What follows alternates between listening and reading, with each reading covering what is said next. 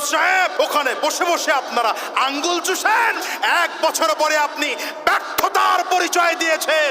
এ জাতিকে আপনি কিচ্ছু দিতে পারলেন না, কিচ্ছু দিতে পারলেন না আপনি। কেন বললাম?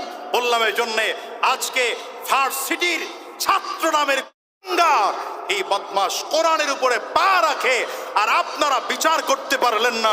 ওখানে বসে বসে আপনারা আঙ্গুল চুষেন বসে বসে।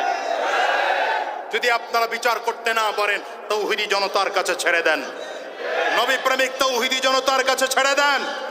এখন এদের ব্যাপারে বলা হয় এরা নাকি পাগল। তো পাগল হলে তাকে ছাত্র হিসেবে ভর্তি নিলেন কেন? পাগল হলে ছাত্র হিসাবে ভার্সিটিতে ভর্তি নিলেন কেন? কি কথা বলেন না কেন? এটা তো আজকের নয়, স্বৈরাচার 17 বছর ধরে খেলা করেছে।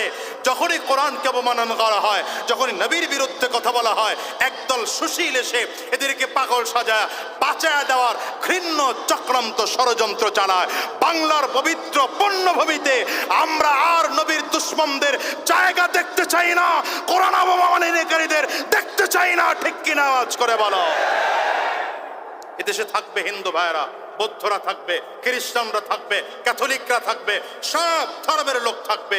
কিন্তু সাবধান করে বলে যাই, ইসলাম বিদ্বেষী করলে, ইসলামের বিরুদ্ধে করলে, ইসলামের বিরোধিতা করলে, কোরআনের বিরুদ্ধে বললে বাংলার মাটিতে তার জায়গা হবে না। একমত আপনারা? একমত আপনারা? তৈয়ার আছেন তো ইনশাআল্লাহ? ডাক আসলেই যুদ্ধের ময়দানে নেমে পড়তে হবে। ডানিয়ার বামে তাকানো যাবে না। জোরে চিল্লা আওয়াজ করে জোরে বলো, ঠিক কিনা?